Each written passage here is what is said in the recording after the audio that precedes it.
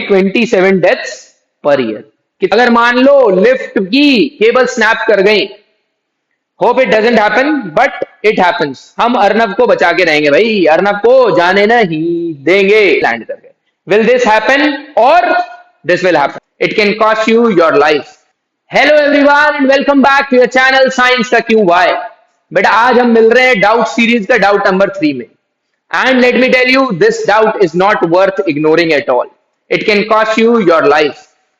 If you are in a situation, आप ऐसी किसी सिचुएशन में फंस जाते हैं जो हम इसमें डाउट में देखने वाले हैं, और आपको फिजिक्स का कंसेप्ट पता है इसके पीछे का, you are clear about the concept, then you will have more probability of saving your life.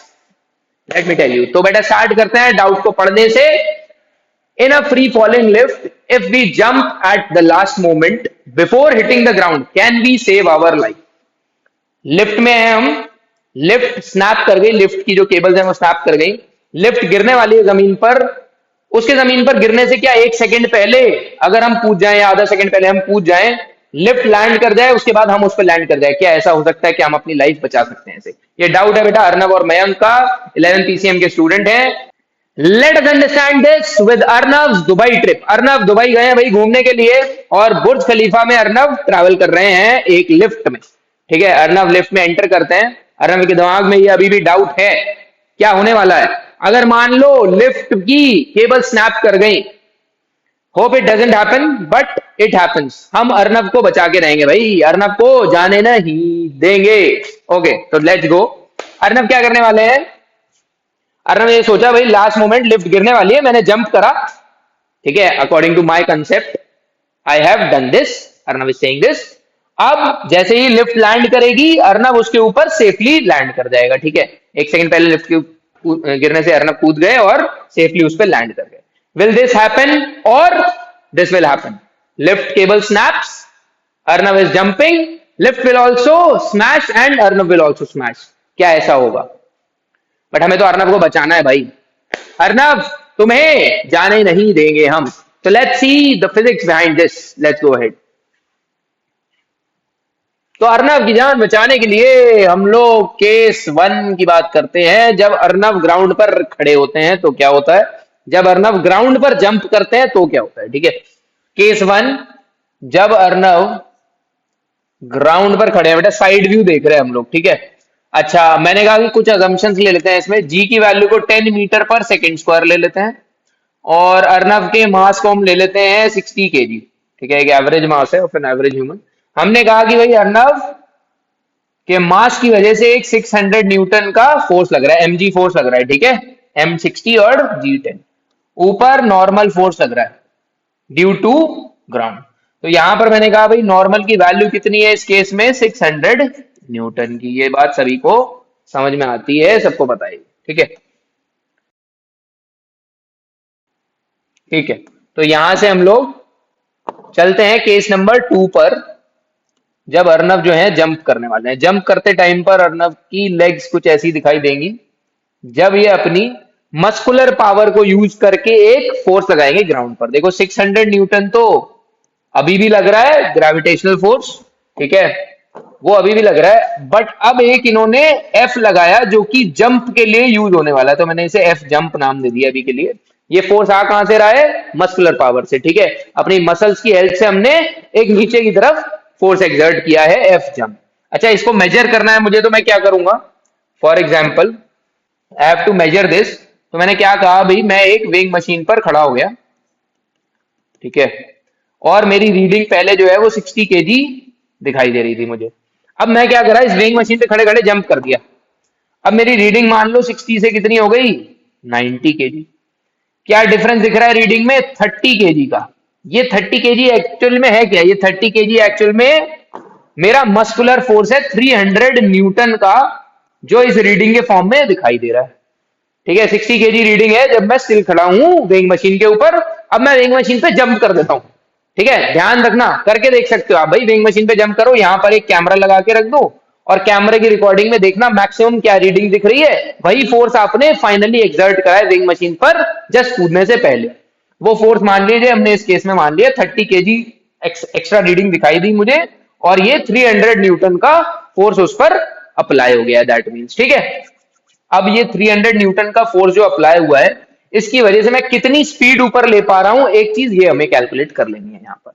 ठीक है भाई, जंपिंग का सिनेरियो हमें समझ में आ रहा है? Okay, let's go ahead.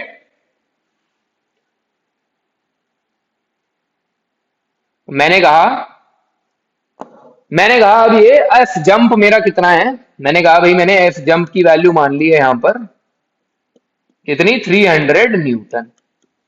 मुझे यहां से क्या निकालना है, स्पीड, कितनी स्पीड से भाई मैंने जंप किया। एफ जंप को मैंने लिख दिया भाई M delta V upon delta T. यहां पर बेटा कुछ अजम्पशंस हमें लेने होंगे, जैसे कि मैं यहां पर लिखता हूं भाई कुछ अजम्पशंस जो हम ले रहे हैं। अजम्पशंस, वो क्या अजम्पशंस हैं? सबसे पहला अजम्पशन है टाइम का, जो डेल्टा टी है वो हमने लिया है फॉर एग्जांपल 0.4 सेकेंड। ये डेटा थोड़ा सा साइंटिफिक भी है, इतना ही टाइम लगभग लगता है जैसे ही आपने अपने पैर मोड़े हैं और आप जंप कर रहे हैं। ठीक है, तो फोर्स लगने और जंप होने के बीच में 0.4 सेकेंड का टाइम लग रहा है आपका। ठीक है, तो ये टाइम हो गया 0.4 सेकेंड। डेल्टा वी की वैल्यू की बात करें बेटा, यही हमें निकालना है। तो हमने कहा भाई इनिशियली तो स्पीड 0 है और फाइनली हमने एक स्पीड कॉन्कर करी है जो कि v2 है। तो यहाँ पर v1 कैसा हो जाएगा, 0। ये तो अजम्पशन नहीं है वैसे, बट यस v1 की वैल्यू एक्चुअल में 0 ही है। तो यहाँ पर मैं आया भाई, मास मेरे को कितना पता है अपना, 60। ठीक है, v2 यही मुझे निकालना है और v1 कितना है, 0 अपॉन डेल्टा टी मैंने कितना माना, 0.4 सेकेंड इक्वल टू 300 न्यूटन। अब मैंने कहा भाई v2 की वैल्यू निकालनी है मुझे। v2 की वैल्यू कितनी मिलती है यहां से, 300 into 0.4 upon 60। 6 5 are 30, 5 into 4 20, 2 metre per second. 2 metre per second की स्पीड से मैं ग्राउंड पर जंप कर सकता हूं। ठीक है, एक वर्टिकल जंप ले सकता हूं मैं 2 मीटर पर सेकेंड की। अच्छा, इस चीज को हम इस चीज से मैच कर सकते हैं, इस डेटा को मैच कर सकते हैं कि वर्ल्ड के एथलीट्स भी जो है वो अराउंड 3 मीटर पर सेकेंड से ही जंप करते हैं। ठीक है, एथलीट्स का भी अप्रोक्सीमेटली जंप इतना ही रहता है। एथलीट्स का भी अप्रोक्सीमेट जो है वो जंप 3 मीटर पर सेकेंड तक ही रहता है, वर्टिकल जंप। और हाईएस्ट जंप की बात करें तो मे भी वो 5 मीटर पर सेकेंड तक गया है दुनिया में। हाई जंप की अगर हम बात करें तो 1.9 मीटर का हाईएस्ट जंप अभी तक किसी ने करके दिखाया। तो उस हिसाब से अगर कैलकुलेट करते हैं तो 4.9 या फिर 5 मीटर पर सेकेंड के अराउंड आंसर मिलता है। तो एथलीट्स का अप्रोक्सीमेटली इतना। भाई अर्नब तो बहुत अच्छा कूद गया, 2 मीटर पर सेकेंड से जंप कर गया अर्नब। ठीक है, तो ये हो गई नॉर्मल जंपिंग की बात ऑन द ग्राउंड। अब बेटा मूव करते हैं लिफ्ट के परस्पेक्टिव में क्या होने वाला है। Okay, so let's see. ठीक है भाई, तो लिफ्ट की बात करते हैं हम लोग। लिफ्ट में मान लो अर्नब बाबू जो है वो इस लिफ्ट में खड़े हुए हैं। ठीक है, ये हैं अर्नब बाबू और ये किस चीज पर खड़े हैं भाई, एक वेइंग मशीन के ऊपर खड़े हैं। ठीक है, हमने कहा ये लिफ्ट जो है वो नीचे जा रही है ए एक्सेलरेशन से। हमारी लिफ्ट को क्या होना है, फ्री फॉल होना है ना एंड में जाके। भाई फ्री फॉलिंग लिफ्ट पर हम गिर रहे हैं, तभी तो हमें देखना है कि हमें क्या करना है। भाई जंप करेंगे तो क्या होगा। ठीक है, तो हमने नीचे जाता हुआ एक ए एक्सेलरेशन माना है। एक लिफ्ट का केस डिस्कस कर रहे हैं, नेक्स्ट केस में हम लोग इसको फ्री फॉल करा देंगे। ठीक है, तो हमने कहा भाई अर्नब पर लगने वाले फोर्सेस के बारे में बताइए, क्या क्या फोर्सेस लग रहे हैं। एक नीचे लग रहा है इस पर mg फोर्स जो कि 600 न्यूटन के बराबर है। ठीक है, एक फोर्स इस पर लग रहा है ऊपर, नॉर्मल फोर्स। और एक्सेलरेशन कितना है लिफ्ट का, a के बराबर। एक्सेलरेशन नीचे, तो नीचे वाले फोर्स को मैंने पॉजिटिव माना, यानी कि 600 minus n is equals to ma। ठीक है, अर्नब के एफबीडी से ये इक्वेशन हमने फाइंड आउट कर ली। तो यहां से नॉर्मल की वैल्यू कितनी मिलती है भाई मुझे, 600 माइनस ma। अगर इसे mg के फॉर्म में ही रहने देता हूं मैं, तो मैं क्या लिखूंगा भाई, n is equals to 60g minus 60a, यानी कि 60 times of g minus a। क्या वेट कम होता हुआ दिखाई दे रहा है भाई, जितनी भी एक्सेलरेशन होगी लिफ्ट की वो यहां पर g में से माइनस हो जाएगी और नॉर्मल फोर्स मुझे कम फील होगा, यानी कि वेटलेसनेस मेरी बढ़ती जाएगी विद एक्सेलरेशन। ये चीज सभी को क्लियर है ना लिफ्ट के लिए। ठीक है, अगर नहीं भी है तो आप यहां से इजीली समझ गए हैं कि जितना ज्यादा एक्सेलरेशन होगा नीचे उतना ज्यादा नॉर्मल फोर्स कम हो जाएगा। किस पर, वेइंग मशीन पर लगने वाला। यानी कि इस पर्सन और इस वेइंग मशीन के बीच में लगने वाला नॉर्मल फोर्स धीरे धीरे कम होता जा रहा है विद द इंक्रीजिंग एक्सीलरेशन। अब इस एक्सीलरेशन को आप बढ़ा दो, कहां तक बढ़ा दो भाई, जी के बराबर कर दो। ठीक है, ए को आप ले जाओ कहां पर, जी के बराबर। अब क्या होने वाला है इस नॉर्मल की इक्वेशन में, देखो एन इज इक्वल टू, इसको केस 2 लिख लो भाई, है ना, यहां पर लिख लो केस 1 और इसको लिख लो केस 2। केस 2 में हमने क्या कह दिया, केस 2 में हमने क्या कह दिया, केस 1 में हमारा ए के बराबर थी एक्सेलरेशन, केस 2 में हमारी ए कितनी हो गई, जी के बराबर। तो नॉर्मल की इक्वेशन जो मेरे को मिल रही है 60 इंटू जी माइनस ए, ये फाइनली कितनी हो गई भाई, ये फाइनली कितनी हो गई, इक्वल टू नॉर्मल फोर्स मेरा हो गया finally 60 into G minus G is equal to 0 newton. मेरे को कोई भी नॉर्मल फोर्स नहीं मिल रहा है अपने और ग्राउंड के बीच में, अगर मेरी लिफ्ट जो है वो क्या कर गई, फ्री फॉल कर गई। बेसिकली ऐसा मान सकते हो आप इसको कि लिफ्ट मेरे पैर के नीचे है तो सही, लिफ्ट मेरे पैर के नीचे है तो सही, but there is no contact between my lift and the my leg and the lift, एक तरीके। या ऐसा अज्यूम कर सकते हो जैसे फॉर एग्जाम्पल भाई कॉन्टैक्ट फोर्स ही नहीं है, नॉर्मल क्या है, कॉन्टैक्ट फोर्स है ना, कॉन्टैक्ट होना भी तो चाहिए कॉन्टैक्ट फोर्स के लिए। देखो एक बिल्डिंग के ऊपर आप खड़े हो और मैंने आपको एक प्लैंक दे दिया, आपने अपने लेग के नीचे वो प्लैंक रखा, ठीक है, ये एक प्लैंक है, ये आपने अपने लेग के नीचे रखा, अपने हाथों से इसको पकड़ा और आप कूद गए भाई नीचे। ठीक है, तो क्या आप प्लैंक पर अपना मस्कुलर फोर्स एक्सर्ट कर पाओगे, मस्कुलर फोर्स एक्सर्ट नहीं कर पाओगे भैया। आप नॉर्मल नॉर्मल फोर्स तो फील नहीं कर रहे हो, अपने वेट की वजह से नॉर्मल लाना था वही नहीं फील कर रहे हो, आप मस्कुलर फोर्स कैसे एक्सर्ट करोगे, आप समझ रहे हो मेरी बात। ठीक है, तो भाई नॉर्मल फोर्स 0 हो गया, यहां पर आप मस्कुलर फोर्स तो एक्सर्ट ही नहीं कर सकते, तो आप जंप ही नहीं कर पा सकते, पहली बात तो नॉट पॉसिबल टू जंप। ठीक है भाई, ये केस तो हमारा हो गया ये वाला, जब हमारी लिफ्ट का एक्सेलरेशन जी के बराबर हो जाएगा।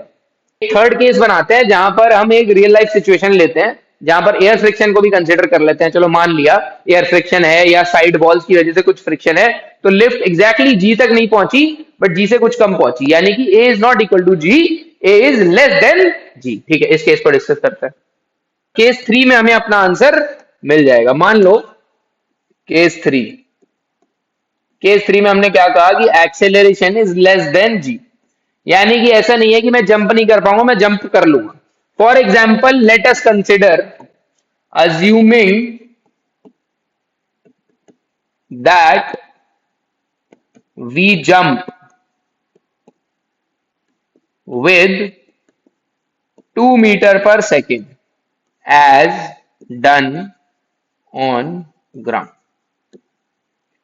भाई अब ये ए कितना होने वाला है, ये तो सब्जेक्टिव होगा, कितना फ्रिक्शन मिल रहा है साइड वॉल से, है ना, या कितना एयर फ्रिक्शन लग रहा है। वैसे तो हम ग्राउंड पर 2 मीटर पर सेकेंड से जंप कर सकते हैं, एक मूविंग लिफ्ट में ऑब्वियसली इससे कम ही स्पीड से आप जंप कर पाओगे, लेकिन हमने फिर भी फॉर अ सेफर साइड हमने ये मान लिया कि हम 2 मीटर पर सेकेंड से जंप कर भी गए। मान लो जी से नहीं मूव कर रही है लिफ्ट, थोड़ा कम उससे कर रही है, कुछ हम जंप स्पीड ले पाएंगे, हमने मान लिया कि मैक्सिमम 2 मीटर पर सेकेंड हमने ले लिया जो हम ग्राउंड पे ले रहे हैं। अब होना क्या है भाई, क्या बच गए अब हम लोग, बताओ भाई, क्या अब हम लोग बच गए, क्या बच गए क्या हम। अच्छा, आपने कहा सर हम तो 2 मीटर पर सेकेंड से जंप कर सकते हैं, तो लिफ्ट नीचे स्मैश कर रही है और हम लोग 2 मीटर पर सेकेंड से हवा में है, जैसे ही लिफ्ट स्मैश करी हम लोग लैंड कर जाएंगे 2 मीटर पर सेकेंड की जंप पे, हम लैंड करने पे तो कुछ भी नहीं होता। Wrong answer, let us see what is going to happen. ठीक है भाई, इसके लिए हमें क्या करना पड़ेगा ना, hey wait, this video is divided into 2 parts। इसका सेकंड पार्ट आपको कल देखने के लिए मिलेगा because this video was going too long, but Arnav has to be saved, so stay tuned, see you in next part।